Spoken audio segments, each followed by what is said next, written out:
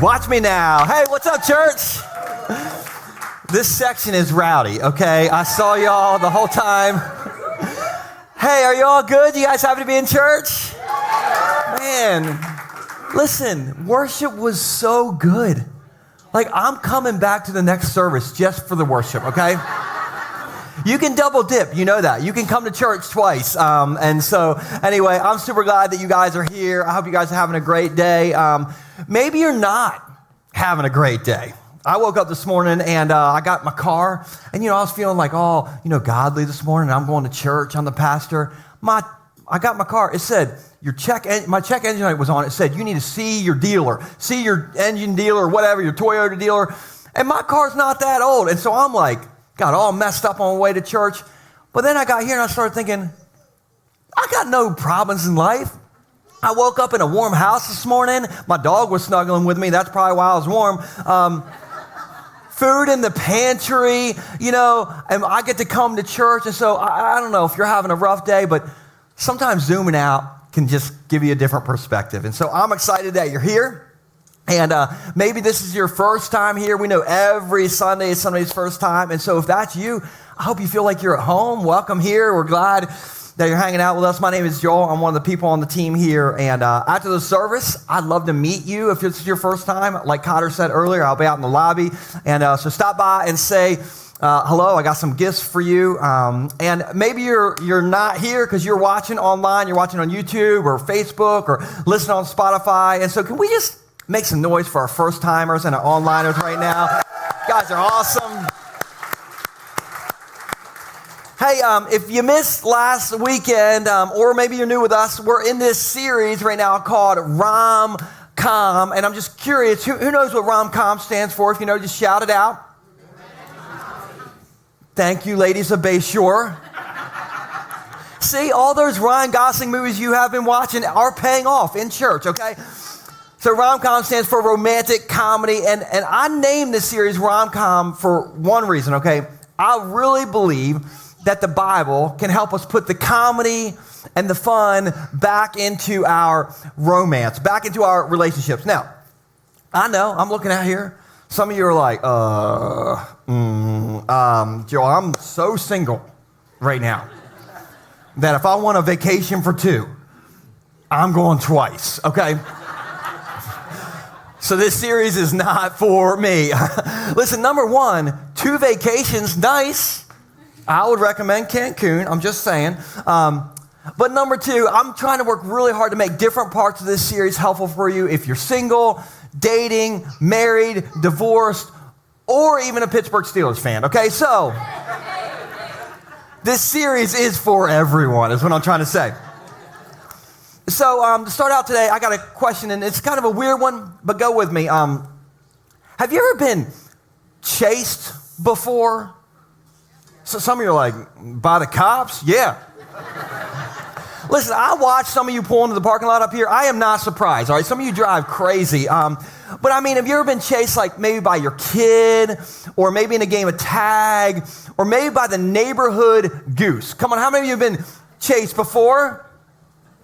Okay, all right, a lot of you. Anybody been chased by the neighborhood goose or by a goose? Listen, those things are evil. I thought the seagulls were the worst bird. No, a goose. Anyway, I've never been chased by a goose. I have been chased by a wild turkey before. And so years ago, we were cleaning up the kitchen. Stacy and I just had dinner, and Stacy put me on scrap duty. Anybody ever done scrap duty? Some of you, okay? That's kind of nice. Stacy's nice way of saying to me, like, hey, get out the house, get out of my kitchen, and go take this stuff out to the woods. And so I had this big old plate full of scraps to throw in our woods, and I was walking out back, and it's one of those beautiful summer nights. Okay, the sun was setting, everything was golden in the sky, the cicadas were singing, and I'm just like having a great moment. I'm like talking to the Lord, I'm like, thank you, Lord. It's beautiful out here. Your creation is great. And I get to the wood line and start walking down this path by our wood line, and have you ever felt like something was following you? You ever felt like horror movie vibes? This ever happened to you? I felt Freddy Krueger behind me, okay? And so I'm walking, and I'm like, I gotta see what this is. And I turn, and guys, behind me was this giant turkey. I'm not exaggerating, 12 feet tall. I think it may have been a T-Rex. This thing was huge, but I am a grown man. So I was like, get out of here, you little turkey. And the turkey took a step towards me. And I was like, don't you do it. I will make you Thanksgiving dinner, okay? It took another step towards me. And the closer it got, I saw it's like turkey talons, you know? And I wish I could tell you that I like punted Tom the turkey right there. But here's a video of what I did on my wood line that night, okay? This is what I did. I was out of there. That's my favorite GIF to show you all right here. Listen, I got chased out of my backyard, my own backyard, by a turkey. And I'm not proud of it, but it's part of my story. It's part of who I am. But I saw an even crazier chase last Friday. Last Friday, I went to Ocean City to go surfing, and it was super early in the morning, and I pulled on the 36th Street in Ocean City, and I backed into my parking spot because that's what godly people do. Come on, somebody. So I back in, but somebody had also pulled in, another surfer had also pulled in right behind me, and he did not back in. He pulled in front ways because he still needed Jesus, you know. And so he got parked before me, and so I back into my spot, and he's out of his car before me, and he runs in front of my car to go check the waves. And this is not an exaggeration, unlike the 12-foot turkey, all right? This really happened. I see this fox chase this guy. And this fox is only like 10 feet behind this guy. Now, this guy has no idea. He's thinking about the waves. And so I'm sitting in my car. I watch him run over the dunes. And so now there's dune fence on both sides of him. And he's got a fox behind him. So he's trapped by the fox. I don't know if this guy put on Axe body spray that morning or what. But the fox was right on him. And I'm watching this guy, and he doesn't know that it's there. And so he looks at the waves, and then I see him turn around. And then he's like, he sees the fox. And I realized in this moment, I am the only person who sees this fox chasing this guy. I don't know if this fox has rabies or whatever, but I think I am his only hope. And so in that moment, this is what your heroic pastor did, all right? This is a video of what I did in that moment right there.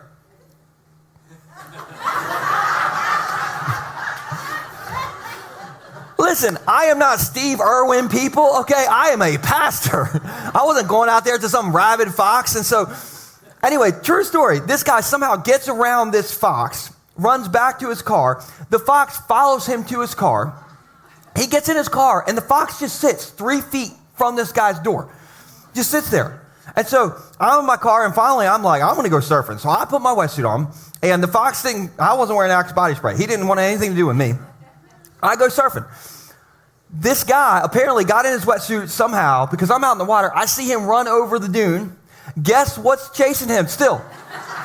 The fox. And I'm out in the water, and all I'm thinking is, I hope this fox sticks around for the summer and chases some tourists around. Come on. But it was a chase. Everybody say, the chase. And here's the thing. Let's talk about relationships, all right? Romantic relationships almost always start out with somebody chasing somebody else. Isn't that true? Isn't that how it works?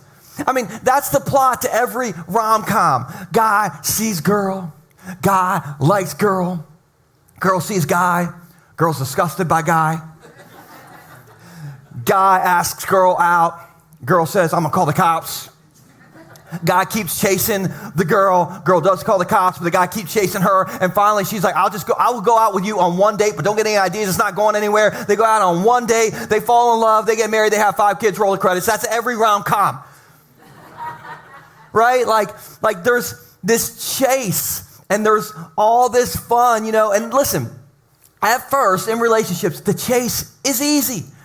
Now, I'm looking at the guys in the room, and guys, you look tough. You look tough. But listen, you have written love notes before. You spent way too much money on a date before. You've tried to recreate that scene in The Notebook. You took your girl out on like the rowboat, and you paid some swans to swim around you or something. Come on, how many of you guys have done some chasing? Let me see your hands. Be honest in church. Yes. And ladies, you're not off the hook. You've done it too. You've dropped by his place, his workplace, because you were in the area. You weren't in the area. You drove 75 miles to get there. You weren't even in the same state. but you were in love. And when relationships are new, everybody is chasing everybody, and it's exciting, and you don't care that it's expensive. You don't care that your credit card company is chasing you to pay all your date bills because you are chasing that person like a fox. But then there's the plot twist. Everybody say plot twist. What happens is, okay, in the plot twist, eventually the chase goes from fun to work. Hello. It goes from exciting to exhausting. Because now you got 2.3 kids. They're wearing 17 diapers a second. And, it's no longer romantic because there's now responsibilities. And now you don't see how good looking they are. All you see is that they left the toilet seat up again. Hello. Isn't this real life? And then what happens is the longer you're in a relationship, the easier it is to stop chasing each other. And so that's why today my goal is super simple. I just want to give you 2 ways that you can keep chasing the people that you love, or you can start again chasing the people that you love. And you can apply this to your marriage, but you can also apply this to your relationship with your kids, pursuing your kids. You can, if you're, a grown kid, you can apply this to pursuing your adult parents. You can pursue your friends in life, because every relationship needs the thrill of the chase. Everybody say the chase. And so, speaking of thrill, last weekend we looked at the Bible's version of a rom-com called Song of Songs. And listen, Song of Songs is spicy. We're not really going to get into the spice so much today, but listen, it is so spicy that last weekend I had to bring my water bottle to cool you all down, okay? We sprayed some sprays if you guys were here with us last weekend, because the first 4 verses of Song of Songs, it's like Disney's Cinderella meets 50 Shades of Grey, people. And I don't even want to know who's read 50 Shades of Grey in this room. I do not want to know. But it's so caliente. The first 4 verses that we covered, that the early church thought about putting a minimum age requirement on who's allowed to read Song of Songs. And at some points they thought about taking that book out of the Bible entirely. That's how good the book is. And so today is going to be more Disney Cinderella. Next weekend, it's going to be the most fun you ever had in church, okay?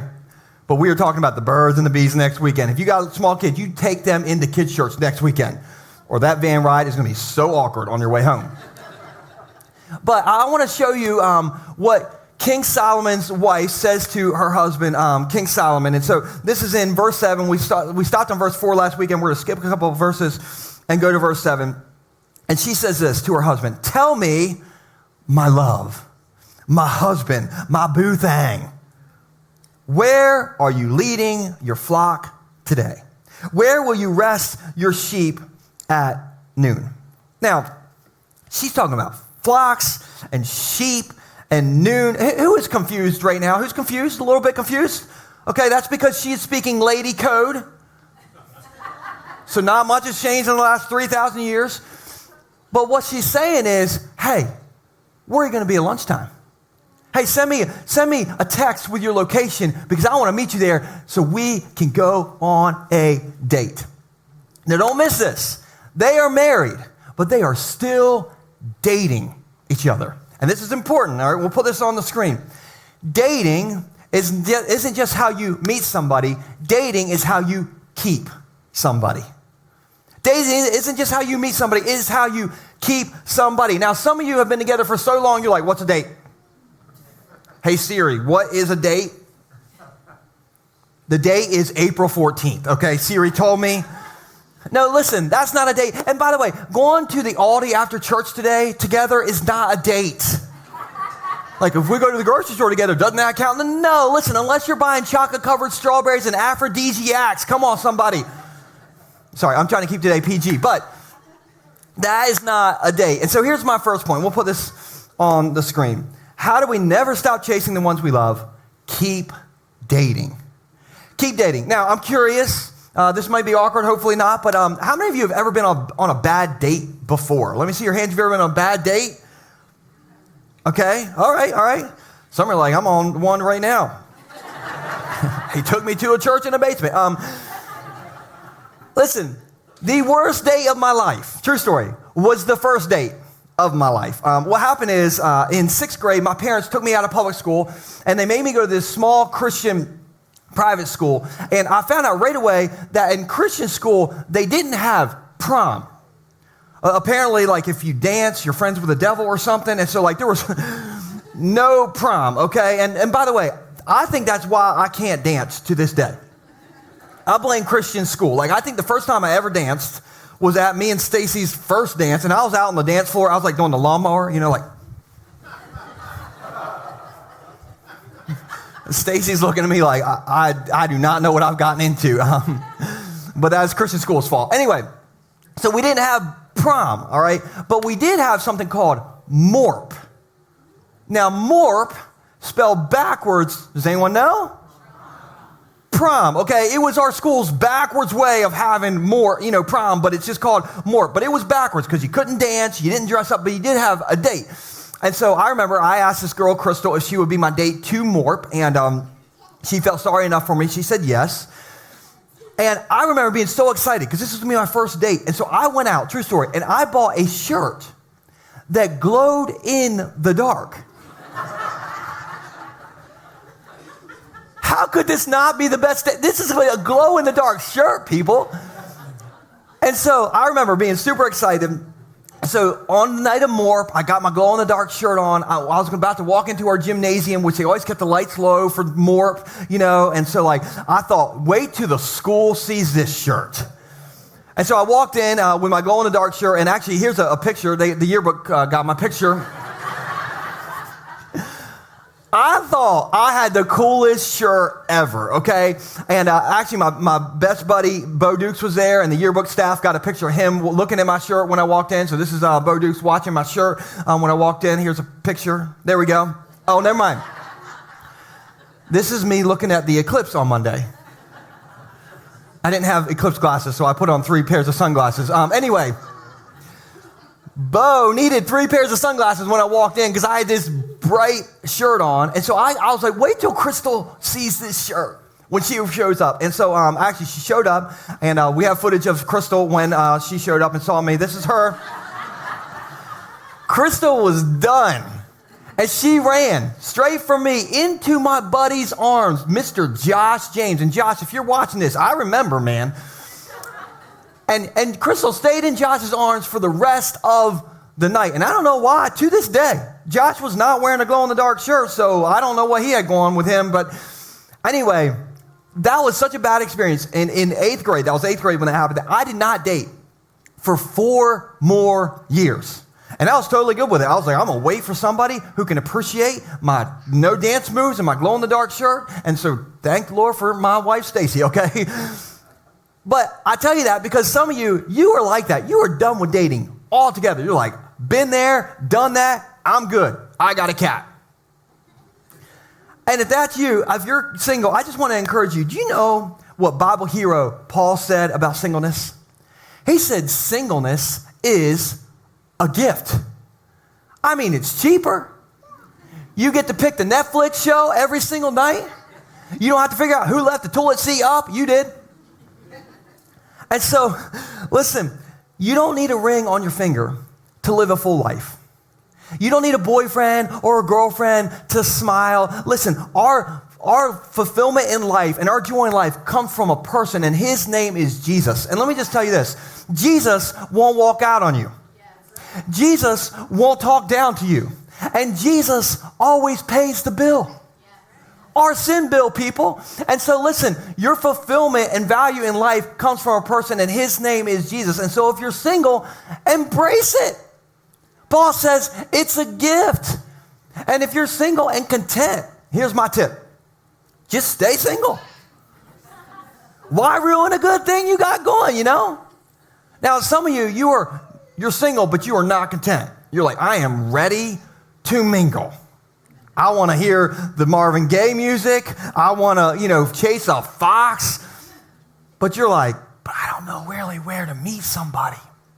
Now, I'm going to give you some tips if you're single. And these will be good tips because I once wore a glow-in-the-dark shirt to prom. So this will be good. But If I were single and I were in your shoes, you know where I would be every single week? Here. Every single week. And I would join every volunteer team. And I would go to every single Bay Shore group. And during the worship, if you see somebody raising their hands, you just look around for people without rings. I'm just saying. It reminds me of my friends Darrell and Chrissy. I think it was about 2014. Darrell walked into church one Sunday morning to volunteer, and he saw this girl, Chrissy, standing right here. Actually, I think we had a picture of Chrissy standing on the stage. This is the OG worship band. Okay, so this is Chrissy right here. And Darrell showed up to volunteer that day, and he sees Chrissy standing right here, and he's like, "What's up? How you doing?" And so she was here to volunteer. He was here to volunteer. And then that week, Darrell went to his Bay Shore group, and guess who was in his Bay Shore group? Ringless Chrissy. And so Darrell's like, "Hey, what's up? How you doing?" And so guess who asked Chrissy out? Darrell, okay? Because he already knew that she loved Jesus and she had great taste in church, you know? And so then fast forward a few years, here's an updated picture of Darrell and Chrissy a few years ago, which, by the way, they have the greatest smile ever as a couple, okay? Like, speaking about glow in the dark, I think they glow in the dark when they smile, okay? But now they have a baby. They have the first Bay Shore baby as far as I know.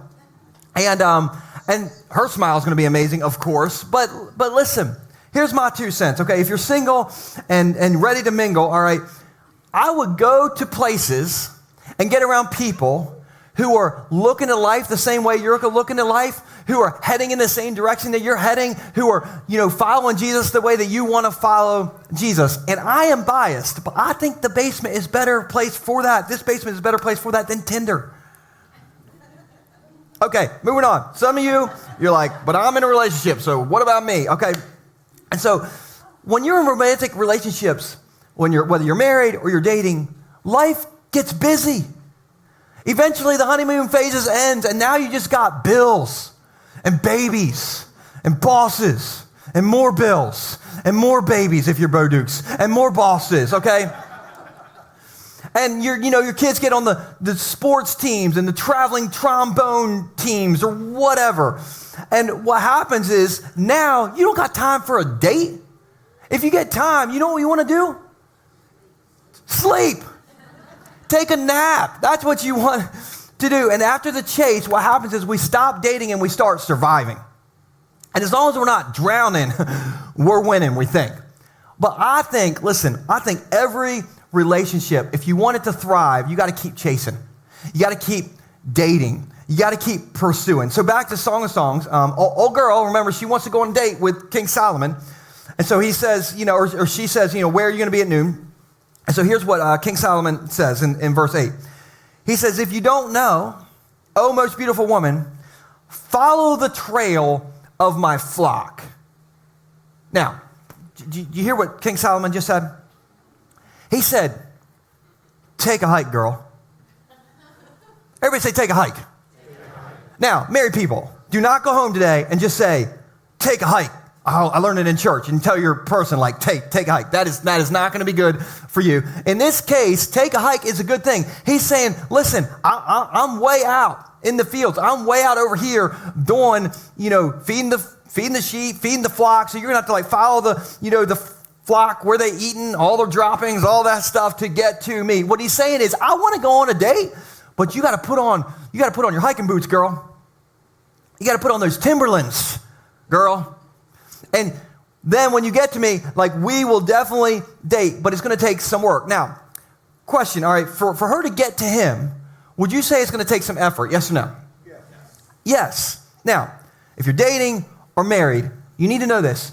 Romance takes effort.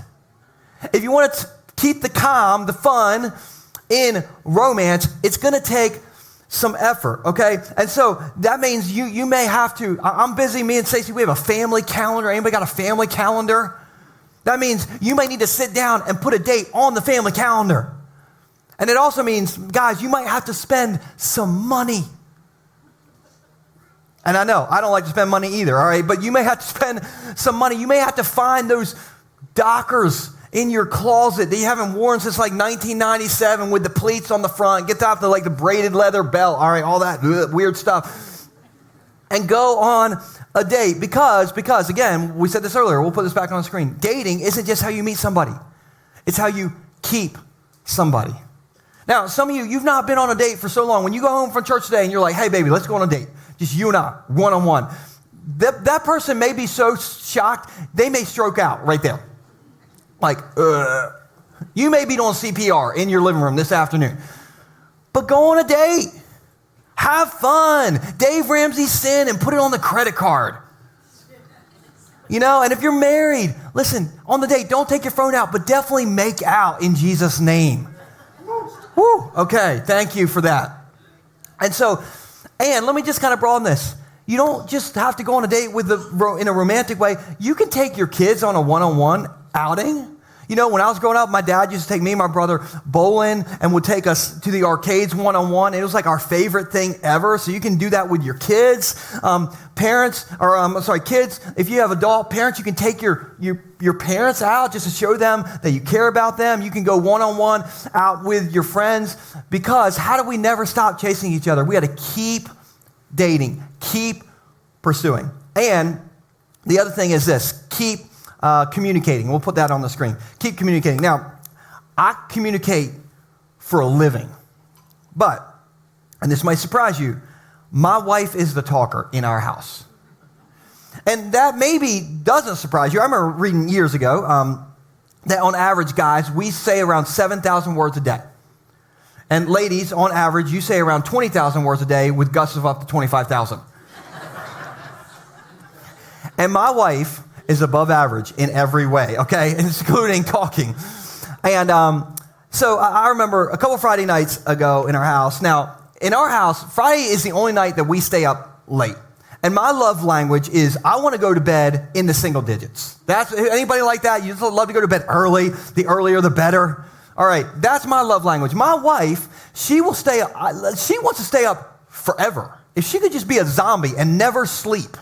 That is her love language, okay? And so she just loves to stay up. And so on Friday nights, my gift to Stacy is like, I will stay up with you, babe. And so last Friday night, it's 11:30 at night. And I'm so tired, I am hallucinating at this point. And so we go into our bathroom to get ready for bed. And we're kind of bougie. We got those electric toothbrushes. Anybody got electric toothbrushes? Oh, yeah, those things are the best. Your whole head is like... And so, we have our electric toothbrushes, and it's 11:30 at night, and this is the weirdest thing, and it happens every night. When we start brushing our teeth, we always brush our teeth together. That's Stacy's favorite time to start a whole conversation. So last Friday night, I'm so tired, I can't even see straight, and my head's going, and Stacy's full on talking to me while brushing her teeth, and I already can't hear, plus she's brushing while talking, I have no idea what she's saying, okay? So I'm just like, oh, yeah, and I'm going sign language. I'm lying in sign language, okay? I know what you're saying. I have no idea what she's saying. I got my teeth brushed before she was done, so I go to our closet to put my pajamas on, and so now I'm 2 rooms away. Stacy's still brushing her teeth. She's still she's talking to me from 2 rooms away, and so now I'm in the doorway, doing semi-form or whatever. I don't know what she's saying. But then I get in bed, and I'm finally, we're going to go to bed. No. Stacey's done brushing her teeth, so she comes in the bedroom, and she just keeps talking, and then she does 20 push-ups a day, and so she's like, I got to do my 20 push-ups. So I'm like, okay, she won't talk during that. No, she talked the whole time. I'm like, what are you, the Energizer Bunny? What is wrong? At this point, it's tomorrow. We are solidly into the next day. And I do Wordle. I don't know if anybody does Wordle. So I was like, well, might as well stay up and do tomorrow's Wordle because tomorrow's today. And so I'm doing Wordle. Stacy's still talking. And I think she's talking right now. Okay. She just loves to communicate. And it makes me realize men and women, we are so different when it comes to talking. Ladies, you can walk in a closet, your closet that's so full of clothes, you couldn't even fit the Holy Spirit in there. Okay. And you'll be like, well, I don't got anything to wear. And we're like, what do you mean you don't have anything to wear? Our entire retirement is in that room, right? You have something to wear, and then you'll put something on, you'll be like, I don't know. I don't know if I like it. Do you like it? Do you think I should keep this? And we're like, what do you want us to say? I will say anything you want me to say. You just feed me the line, and I will say it. Men and women, we communicate so different. Men, we say exactly what we mean. Ladies, you say everything except what you mean. Like we're speaking different languages. But here's my point. We have to keep communicating no matter how confusing it is, because great relationships are built on great communication. Now, King Solomon is a great communicator, which shouldn't surprise us because he is also known as the wisest man who ever lived. And so watch this rom-com line that he drops to his bride. He says this in verse 15. He says, "How beautiful you are, my darling. How beautiful. Your eyes are like doves." Now, guys in the room, I need you to look up here. This is the most important thing you'll hear from me today. We should be telling our wives and daughters they are beautiful over and over and over and over again. And here's why. Because if you don't tell them they are beautiful, they're going to want to hear it from someone else. And so we need to be the ones telling them they are beautiful over and over and over again. And all the ladies in the room said, "Preach it." And all the guys in the room say, "I got it. I got it." And so listen, for all of us, it's so important to tell the people that we love how we feel, okay? It's so important to say it to our spouse and to our kids and our friends and our family, to say, "Hey man, you're awesome. Like, I love you." Now, in my house growing up, we didn't do a lot of that. You know, kind of like we just kind of grunted at each other occasionally. And so I'll never forget, like when I, started dating Stacy and then ended up marrying Stacy, like I realized right away that Stacy didn't operate like our family did. Stacy tells you what she's thinking. Good or bad, she's going to say it. And so I remember early on her saying to my parents, "Hey, love you guys." And I was like, "What? We don't do that around here." And she'd like tell my brother and sister-in-law, like, "Hey, you guys are awesome, love you," and she'll probably tell the cashier at Aldi today that she loves them, okay? So it's just how she communicates. That's why Stacy's not a door greeter at our church, because she'll tell first-time guests that she loves them, and they'll be like, "What kind of church is this?" Okay, so. And she has changed our entire family. We are all mushy now. We're all hugging each other. I'll be honest, it's still weird to me, but it's so good. And here's why it's good, because you never know when you're going to see someone last. And so you want to tell them how you feel about them. Am I right? And so what do? If you think something good, say it, spray it, release it, baby. Never rob somebody of the blessing of telling them something good about how you feel about them. And so King Solomon thinks his wife is beautiful, so he tells her twice. And then watch the domino effect that happens. She says to him, "You are so handsome, my love, pleasing beyond words." That's what she says to him. Now, ladies in the room, I'm going to tell you a little guy code, little guy secret, okay? No man in the room will tell you this. No man is going to amen what I'm about to say, because we want you to think that we're all Rambo and we eat nails for breakfast. Like, here's the truth. Guys, we love to hear you cheer us on, ladies. We want you to tell us how good we are at stuff. We want you to tell us that we look good, even if it's a lie. Okay, just tell us. Say it, spray it, release it. So like today, when you go home, if your man is like emptying out the trash, you just go up to him and be like, squeeze his bicep and be like, "That is the best trash bicep I've ever felt in my life." If your man is standing behind the sink washing dishes, just yell across the house, "Hey, nothing is sexier than my man behind the sink." If he's out in the yard cutting the grass today, just open up the window and be like, "Nobody mows like my man." And flash him or something. I don't know. Freak the neighbors out, all right? It's a little preview for next Sunday. Anyway. Men are simple creatures. You say stuff like that to us, we will empty the trash and mow the grass like you have never seen before in your life. And so that's how we communicate. Now, real quick before we wrap things up today, there's different levels of communication. We'll put this on the screen. So The first level is facts. You know, like, did you have a good day? Yeah. What do we need from the grocery store? Milk. Are we going to be late for church today? Yeah. Just facts, okay? The longer you've been together, the easier it is to just talk about the facts, all right? Like, did you sign little Tommy up for the traveling trombone team? Yeah. But there's another level, and that level is feelings. Like, hey, I know you've been having a hard time at work. Like, why don't you tell me how you feel about that? Or, hey, I know, like, you got into it with the kids earlier. Let's sit down and, like, kind of talk that through and how you're processing that. That's the feelings. And then there's an even deeper level where you talk about dreams. Like, hey, what do you dream about doing when we retire one day?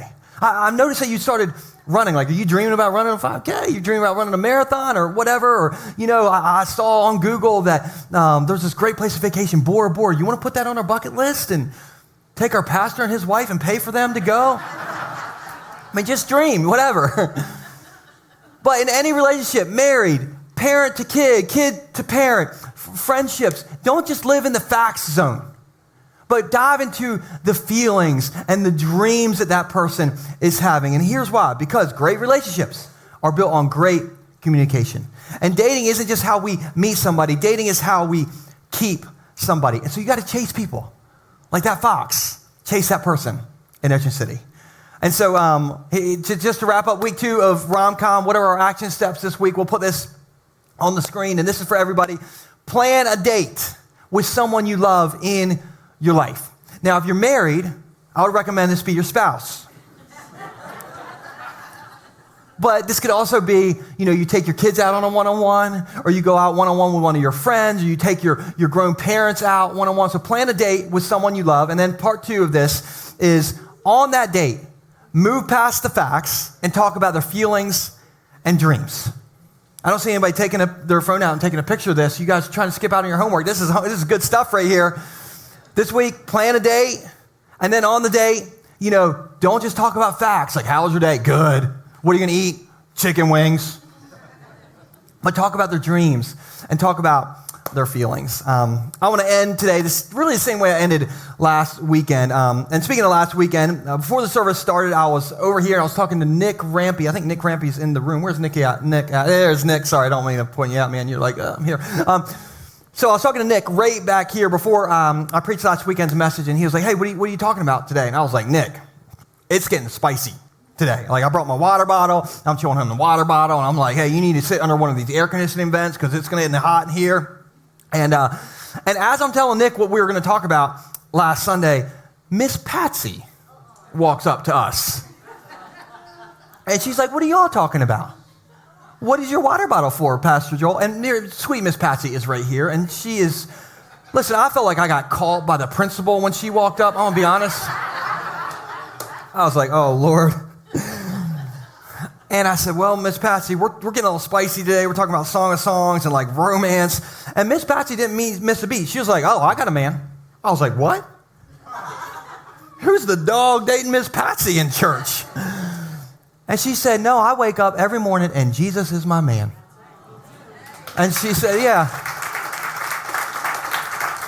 And she said, I wake up every morning and I say, thank you, Lord, that I'm not alone. You're with me. Thank you for being my wingman. Thank you for being my joy. Thank you for reminding me that I don't need somebody to be somebody. And then she looked at her clock or her watch and she's like, oh, I got to go serve in Bay Shore Kids. See ya. And Miss Patsy has made such an impact on me personally and our church.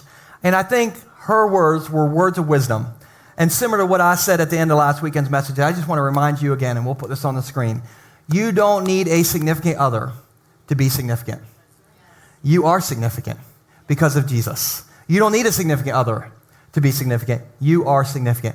And in all your relationships, romantic or not, you can do some significant things. Pursue the person. Chase the person. Just don't live in the fact zone, but talk about their dreams and their feelings, because that's how you put the fun back into our relationships. Let me pray with you guys. Jesus, so thankful that you give us a really great guide about relationships in Song of Songs. And at first glance, it's just like, what is this? Just kind of a love note between these two people, but if you really break it down, there's stuff that applies to us no matter if we're in love or if we're kind of not living in that world or we're single. There's stuff that we can learn from this couple. And so, God, I pray that as we walk out of here today, before we walk out of here, God, I pray you'll strengthen our relationships through a date this week.